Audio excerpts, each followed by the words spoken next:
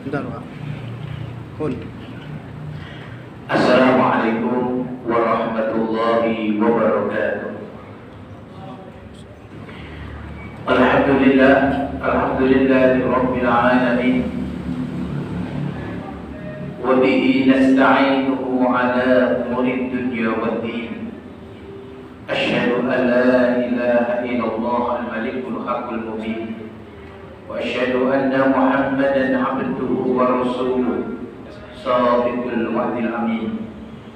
اللهم صل على محمد وعلى آله وأصحابه وتابعين أجمعين أما بعد.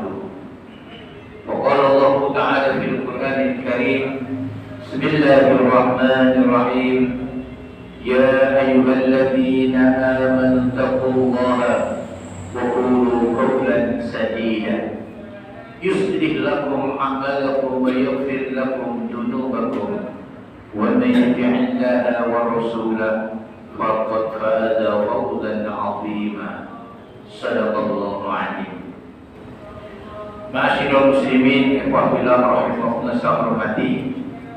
Sebelum kami menyampaikan kajian pada petang malam hari ini, marilah pertama dan paling utama tidak lupa senantiasa kita panjatkan puji syukur kehadirat Allah Subhanahu wa taala yang telah melimpahkan, mencurahkan rahmat dan hidayahnya pada kita, yang telah memberikan kepada kita kekuatan, kesehatan dan kesempatan, menganugerahkan kepada kita rahmat dan kenikmatan, terutama nikmat iman dan nikmat Islam Allah berikan kepada kita.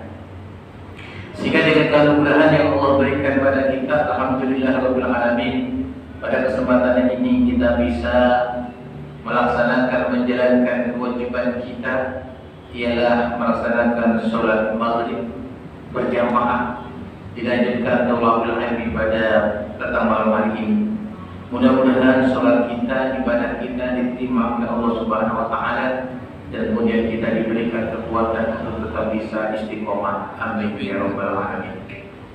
Ma'asyiral muslimin, jamaah yang saya hormati, yang kedua kalinya tidak lupa senantiasa salawat dan salam semoga tercurahkan kepada panutan kita, teladan kita, qudwah uswah kita dan piala kita, Rasulullah Muhammad sallallahu alaihi wasallam beserta para keluarga sahabat umatnya yang senantiasa setia dan istiqomah untuk mengikuti risalahnya, mengikuti dakwahnya, mengikuti milah dan sunahnya, dan semoga termasuk kita semua yang hadir pada kesempatan malam hari ini. Amin ya rabbal alamin.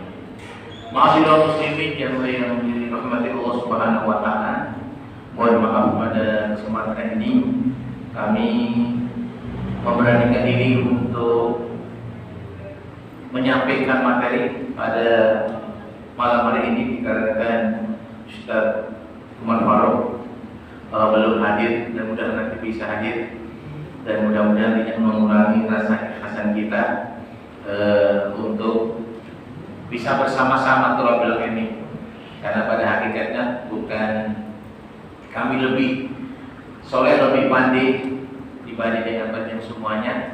Hanya kesempatan saja kami pada malam hari ini untuk menyampaikan, nanti lain waktu kami yang mendengarkan. Ibu dan saudara hormati, mohon maaf nanti sebagaimana biasanya nanti bahasa kami bahasa gaduh-gaduh baik, gaduh-gaduh betul nomor, karena gaduh-gaduh kan lebih enak. Pada kesempatan ini sedikit kami akan menyampaikan satu hadis saja sebagai bahan kajian di malam hari ini. Hadis ini mungkin sebagian tidak asing, ialah terkait dengan 5 hal. Beberapa kesempatan ini juga kami sampaikan di beberapa kajian, mungkin di kajian kali ini belum pernah kami sampaikan. Mudah-mudahan menjadi nasihat kita semuanya. Rasulullah SAW pernah menyampaikan kepada kita demikian: Man hana khomsatan khosiro khomsatan. Barang siapa yang meremehkan 5 perkara, maka dia akan rugi terhadap 5 perkara. Man hana khomsatan khosiro khomsatan. Yang pertama, wa man istakhafa bil ulama khasirat din. Siapa yang meremehkan ulama, maka dia akan rugi urusan agamanya. Wa man istakhafa bil umara khasirat dunya. Siapa yang meremehkan, kalau bahasa Jawa ini sapa sing nyepelek king remeh ki. Pada Umar itu pemimpin, bisa dikatakan pemerintah atau negara. Khosirat dunia, maka dia akan rugi urusan dunianya. Yang ketiga Rasulullah menyampaikan, wa man istakhafa bil jirani khosiral manafi. Dan barang siapa yang meremehkan, menganggap enteng atau tidak membutuhkan kanan kirinya, depan belakangnya, berarti siapa? Tetangga.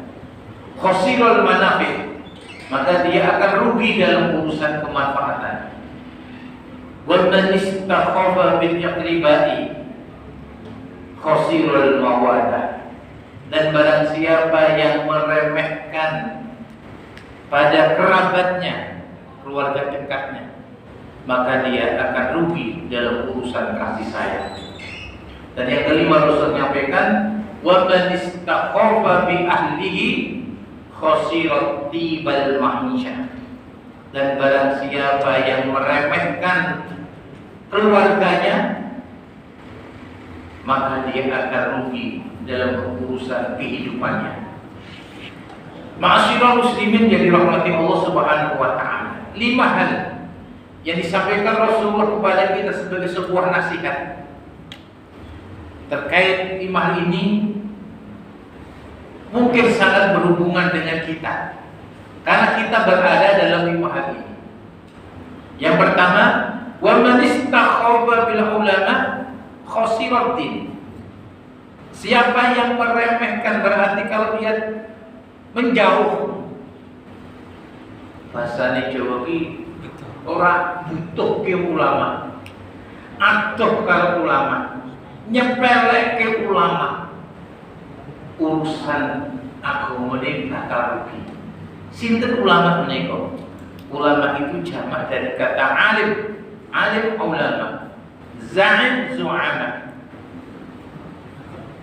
Orang yang berilmu, orang yang mencurahkan semua yang ada di dalamnya, yang dimilikinya, tenaganya, pemikirannya, jiwanya, bahkan hartanya untuk kepentingan agama ini.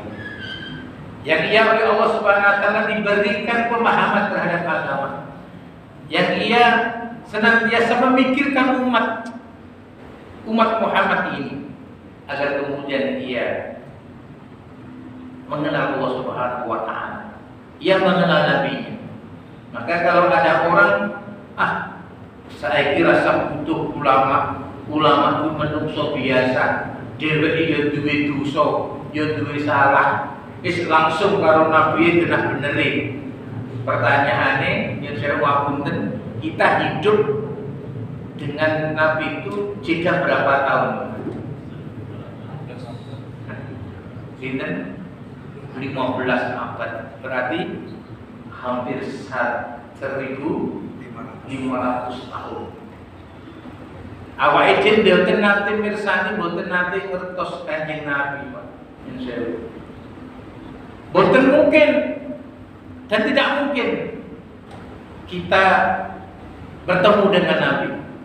Maka Nabi punya pewaris yang mengajarkan terkait apa yang pernah diajarkan Rasulullah SAW kepada kita. Siapa pewaris Nabi itu? Ialah ulama. Al-ulama warasatul anbiya. Bahwa ulama ialah pewaris para nabi. Maka ulama bukan berarti satu golongan tertentu, bukan. Siapa yang kemudian diberikan kepahaman terhadap agama dan dia tahu tentang ilmu agama itu, maka dia adalah ulama, orang yang berilmu. Maka kita pun jujur, kita bisa mengenal agama ini karena jasa siapa? Jasa ulama. Kita bisa baca Quran karena ulama. Kita bisa mengetahui bagaimana cara sholat kita, cara wudhu kita, itu karena ulama. Bahkan kita giat dari rumah menuju ke majelis ini karena kita ada ulama. Kita baca Quran, jadi saya mampu Pak. Awak ini sakit membaca Quran ini berkonsisten. Guru ngaji, ya ulama itu bisa ustaz, bisa kiai, bisa syekh. Julukan. Karena kalau kiai itu kan julukan di daerah tertentu. Kalau di daerah NTB sana itu bukan kiai Pak. Sebutannya apa? Tuan guru. Tuan guru itu ya ulama dia dari sana. Kalau di mana? Di Aceh sana bukan tuan guru, tapi ya Pak. Tengku atau tengku? Tengku, kira-kira begitu ya. Kalau di Jawa Barat bukan tuan guru, bukan tengku, namanya Pak. Ajengan. Ajengan itu julukan seorang ulama yang ada di daerah Jawa Barat sana. Kalau dari JRTB ya tuan guru itu, malah ada tuan guru Bajang, itu kan Tengku Umar. Nah itu memang julukan tertentu. Kiai itu biasanya yang ada di Indonesia, di Jawa terutama, itu kiai. Syekh itu di mana? Mesir itu syekh. Nah, kiai. Nah, kita bisa baca Quran itu karena peran ulama. Dulu Quran itu tidak ada mushaf di era Rasulullah. Dia berada di pelepah kurma, ada di kayu, di batu. Kemudian di era Abu Bakar As-Siddiq baru itu dikumpulkan karena terjadi peperangan, banyak para hufaz, para hafid Quran itu yang meninggal, kemudian dikumpulkan. Kemudian di era Utsman bin Affan dibuat mushaf. Bahkan ketika itu, mohon maaf, Quran itu belum ada sakalnya Pak. Ternyata sekali. Ngapunten, Bapak Ibu, ini kalau kita memiliki sakit baca Quran bisa buat ternyata sekali sakit betul Pak. Nah, sakit betul. Jadi kita gundul itu, kita gondrol ngerasa, kita gundul gitu. Jujur saya itu termasuk yang bisa baca Quran karena ada fatkahnya, ada sakalnya, ada fatkah, kasroh, doma. Seandainya tidak ada, mungkin saya nggak bisa. Maka dulu ada seorang ulama namanya Abdul Aswad Ad-Duwali yang kemudian dia membuat semacam kaidah kalau kita nahwu shoroh yang kemudian agar umat ini bisa membaca Quran, maka ada fathah, kasroh, doma sampai sekarang. Bahkan dulu di era kita cara membaca Quran kalau saya itu Quran 75. Cara membaca Quran itu tidak semua orang itu bisa Pak. Dulu ada metode namanya metode Al-Baghdadi, mengadaki metode juz aman. Nanti berani juz aman. Maka biar wong iso maca sithik Mas. Kemudian di era 90-an ada ulama dari Jogja yang membuat metode Quran agar kemudian umat ini bisa cepat membaca Quran dan bisa paham bagaimana cara belajar Quran. Namanya siapa? As'ad Umam. Dari mana? Jogja ini, kota gede. Ulama ini kemudian membukakan kita, kemudian kita melek agama, kira gitu. Maka ada istilah laulal ulama la arafna al-anbiya. Seandainya tidak ada ulama, mungkin kita tidak tahu, tidak mengenal Nabi kita. Laula rabbi la arafna rabbi. Seandainya kita tidak kenal, tidak ada murabi itu orang yang membimbing, maka mungkin kita tidak tahu pada Tuhan kita. Maka ulama ialah yang kemudian membimbing kita agar kemudian kita ini bisa melek terhadap agama. Maka kalau kita jauh dari para ulama, maka kita akan jauh dari agama. Dan kalau kita jauh dari agama, maka nasib kita di akhirat ini akan terluka-luka. Karena kita, mohon maaf, bersemangat beribadah, semangat berinfak, bersemangat sedekah. Karena kita punya keyakinan kita terhadap akhirat, dan itu disampaikan oleh para nabi lewat ulama. Artinya dengan buku karya-karyanya ulama besar, sehingga kita mengetahui. Maka kalau ada orang istilah wis rasa butuh ulama sing penting nabi, bahwa itu di urip niku jejane kali nabi atusan tahun. Nanti pernah nggih Bukhari ini ulama. Langsung maca Quran. Terjemah dipisit terjemahke nggih ulama. Nabi ka boten ulama satu boten terjemahke. Ibu sakit. Maka ulama adalah orang yang berjasa, dan dia adalah pewaris para nabi. Agar kemudian kita kenal dengan nabi, maka kita adalah ulama. Para ustaz, para kiai yang ada di sini, bahkan kita ada di sini, kita menghadirkan ulama.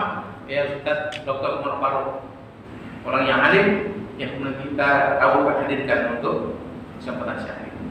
Yang kedua kalinya disampaikan oleh Rasulullah SAW, barang siapa waman istakhafa bil umara khasirat dunia, barang siapa yang meremehkan terhadap umara,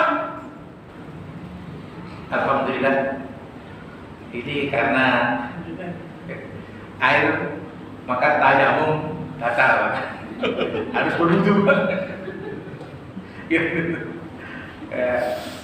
Ada satu hadis dan barang siapa yang meremehkan umara, maka dia akan rugi urusan dunianya. Dan kita sambung waktu yang akan datang. Tadi saya sampaikan, ini kan bisa abudan.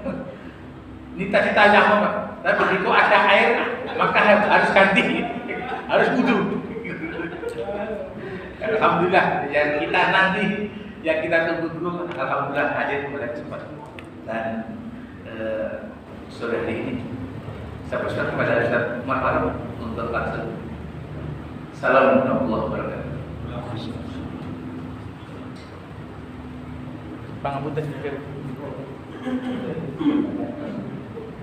Apa tuh?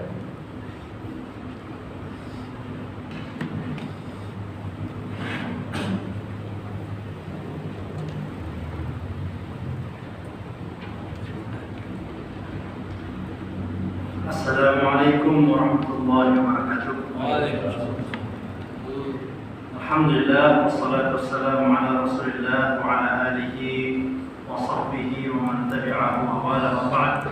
Subhanaka la ilma lana illa ma 'allamtana innaka antal alimul hakim wa la fahma lana illa ma fahhamtana innaka antal jawadul halim fa'allimna ma yanfa'una wanfa'na bima 'allamtana wa zidna 'ilman walhamdulillahi rabbil alamin.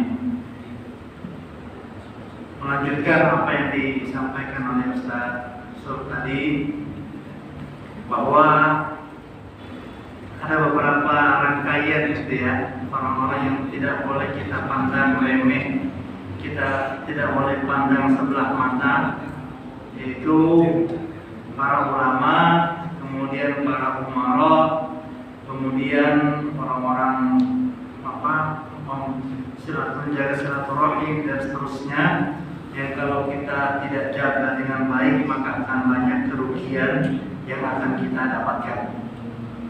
Mohon maaf, saya benar-benar lupa.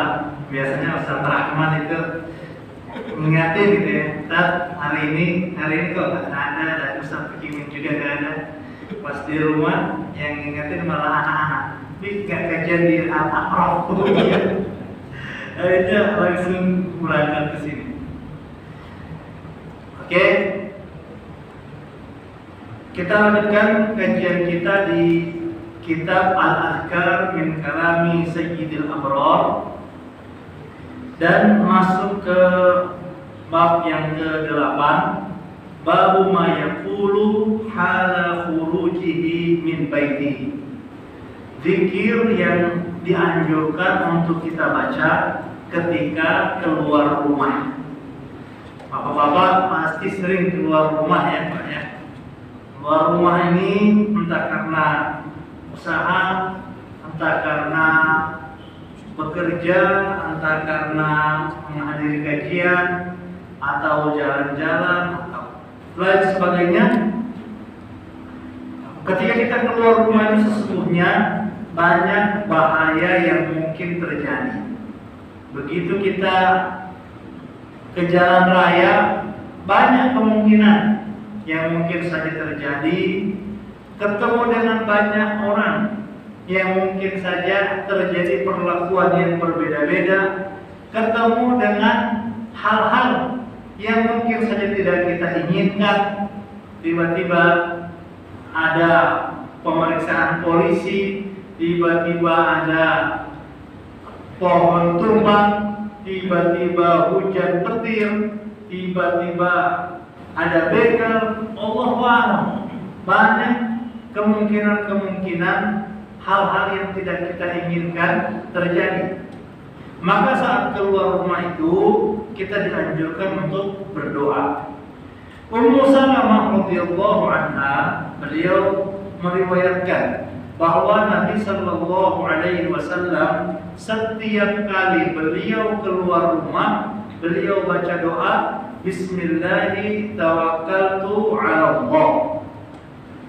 Allahumma inni a'udzu bika an adilla aw udalla aw azilla aw uzalla aw azlima aw udlama aw ajhala aw yujhala alayya. Ini doa yang dianjurkan ketika kita keluar rumah. Kita baca sama-sama ya. Bismillahi tawakkaltu 'ala Allah. Bismillahi tawakkaltu 'ala Allah. Allahumma inni a'udzu bika an adilla aw udalla aw azilla aw uzalla aw adlima aw udlama aw ajhala aw yujhala alayya. Artinya Bismillahirrahmanirrahim, dengan nama Allah aku bertawakal kepada Allah. Tawakal artinya aku menyandarkan diri, menyerahkan segala urusanku kepada Allah. Allahumma, ya Allah, inni a'udzubika, aku berlindung kepadamu, an adilla, daripada tersesat, au udalla, atau disesatkan. Kita tersesat alami, entah motor, entah arah jalan, atau tujuan hati, au udalla, atau ada orang yang sengaja menyesatkan, atau kita disesatkan oleh siapapun, au azilla, tergelincir, au uzalla, atau digelincirkan, au azlima, aku berlindung kepada Allah dari menzalimi atau dizalimi, menyesatkan atau disesatkan, menggelincirkan atau digelincirkan, au ajhala, berbuat hal-hal yang bodoh, hal-hal yang jahil, au yujhala alayya, atau dijahili orang lain. Jadi ini sebetulnya doa yang spesifik. Kalau tawakal kepada Allah, aku berlindung kepada Allah atas semua urusan. Ini apa yang kita mohon perlindungan dari Allah? Pertama dari tersesat. Tersesat itu sesat arah, ya. Al-azillah, tergelincir, jatuh dari motor, jatuh dari mobil, tabrakan. Al-azlima, atau menzalimi, al-udlama, atau dizalimi, dianiaya, dirampok, dicuri, dibegal. Kita berlindung kepada Allah dari hal itu, dari kita yang melakukan atau kita yang menjadi objek perlakuan orang lain. Au ajhala au yujhala alayya, atau berbuat hal-hal yang tidak pantas. atau kita menjadi sasaran dari hal-hal yang tidak pantas yang kita lakukan. Ini doa yang kita baca ketika keluar rumah. Apa manfaatnya dan apa bedanya orang yang berdoa keluar rumah dengan orang yang tidak berdoa ketika keluar rumah? Dalam Sunan Abi Dawud At-Tirmidzi serta An-Nasa'i dari Anas radhiyallahu anhu qala Rasulullah sallallahu alaihi wasallam, man qala, siapa yang berdoa, yakni idza kharaja min baitihi, yaitu ketika keluar dari rumahnya, bismillah, segala puji bagi bismillah atas nama Allah atau dengan nama Allah. Tawakkaltu 'ala Allah, aku bertawakal menyandarkan diriku dan urusanku kepada Allah. Wala haula wala quwwata illa billah, tidak ada daya upaya dan kekuatan melainkan atas pertolongan Allah. Ketika kita baca itu keluar rumah, yuqalu lahu, maka dikatakan kepadanya, maka malaikat mendoakannya, kufita, engkau telah dicukupi, wa muqita, engkau telah dijaga, wa hudita, dan engkau telah mendapatkan petunjuk. Jadi seiring kita keluar dari rumah kita, maka seiring dengan itu kita mendapatkan doa dari malaikat. Ufita, urusanmu yang kamu keluar untuk tujuan urusan itu, ufita, kamu akan dicukupi. Wauqita, kamu akan dilindungi selama dalam perjalanan. Wahudita, dan engkau akan mendapatkan petunjuk ke arah yang tepat, kemana harus melangkah, siapa yang harus ditemui, apa saja kegiatan-kegiatan, langkah-langkah yang bisa kita lakukan untuk mencapai tujuan. Kita bisa mendapatkan itu ketika berdoa keluar rumah. Wa tanahha 'anhu syaitan, dan setan-setan pun menjauh. Jadi kalau kita doa, setan-setan itu menjauh. Bahkan dalam riwayat Abu Daud disebutkan dialog setan. Dialog setan ketika ada orang yang keluar rumah membaca doa. Apa kata setan kepada temannya? Kaifa laka birajulin, apa yang akan kamu lakukan, apa yang bisa kamu perbuat dengan seseorang?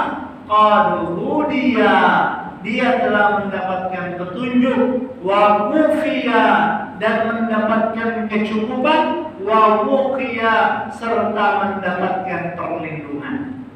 Artinya dalam keadaan seperti itu, setan pun kayak ada benteng. Itu maksud, kayak ada pengawal dari tentara Allah yang tidak terlihat, sehingga setan-setan ini mau mendekat itu tidak mampu lagi mendekat. Kenapa? Karena baca doa.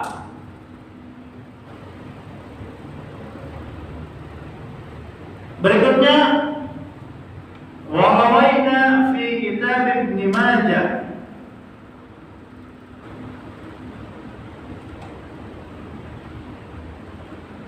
Warawaina fi kitabai Ibn Majah wa Ibn Sunni, diriwayatkan dalam Ibn Majah dan Ibn Sunni dari Abu Hurairah, anna Nabiy sallallahu alaihi wasallam kana idza kharaja min manzilihi, Nabi itu setiap kali beliau keluar rumah, beliau membaca Bismillahi at-tuklanu 'ala Allah. At-tuklan ini bentuk masdar dari tawakkala, ya.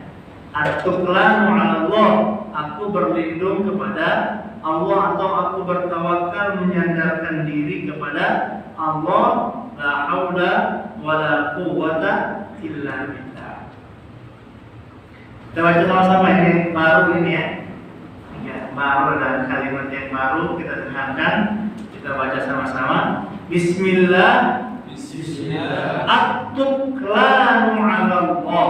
At-tuklanu 'ala Allah. La haula La hawla wa la quwwata illa billah. wa la quwwata illa billah. Bismillah.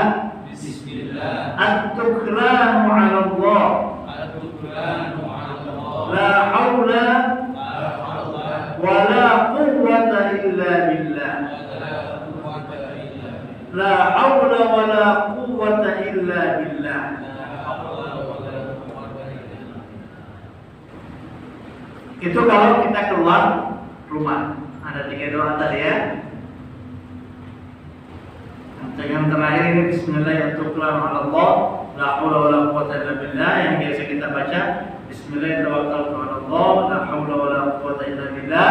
Satu lagi, Allahumma inni a'udzubika an adilla wa dhalla aw azilla wa zalla aw ajhala wa yujhala aw an adilla wa dhalla wa azilla aw uzalla aw adlima mudlama aw ajhala wa yujhala alayya. Berikutnya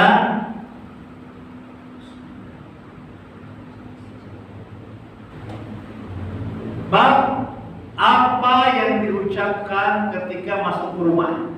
Jadi kalau keluar rumah, ini kalau masuk ke rumah. Kalau masuk ke rumah pertama kali tentunya adalah salam. Ya. Assalamualaikum warahmatullahi wabarakatuh.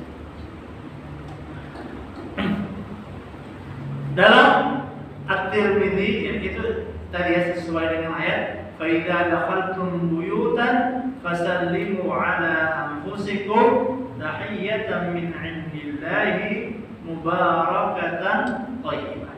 Kalau kamu masuk rumah, maka bersalam kepada diri kalian. Jadi kita itu seakan-akan mendoakan diri sendiri. Kenapa? Karena akan ada jawaban atas doa atau ucapan yang kita sampaikan.